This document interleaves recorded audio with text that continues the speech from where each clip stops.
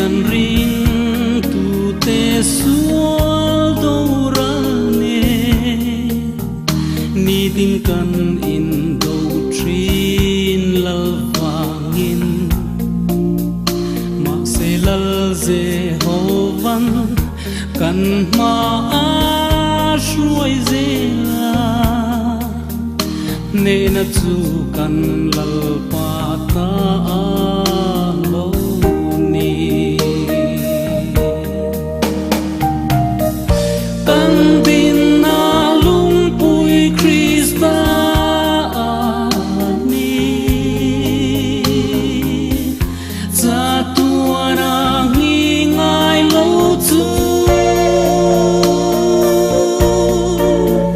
khem na tui phong le khi pui tên min nuôi ma se a ngin lo pui nghe Krista su harin ko ring tu te malang pan zelin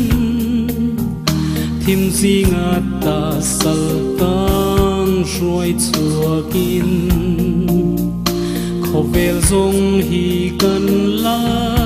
param ani ma chuan zolovin ring tu te kal zel ang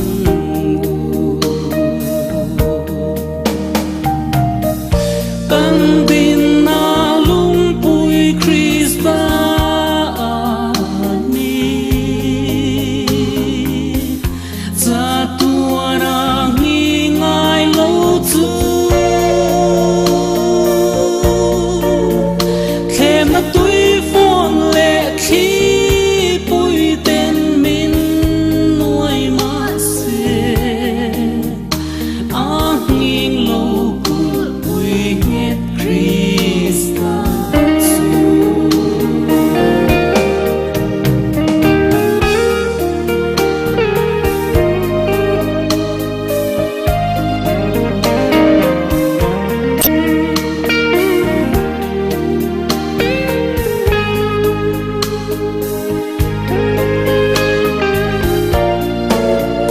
Krista thi sen na sil phải to ring tu zong te helea hiền thok rim ma ila nakina van rama isua kan mu hun chua chatuanin an ne na kan chol to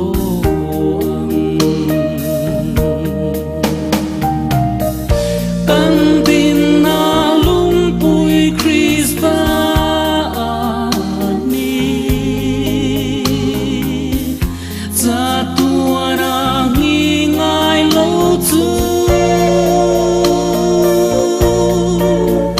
khem na tui phong le khi pui tên min nuôi ma se a ngin lo pui nghe Krista su khem na tui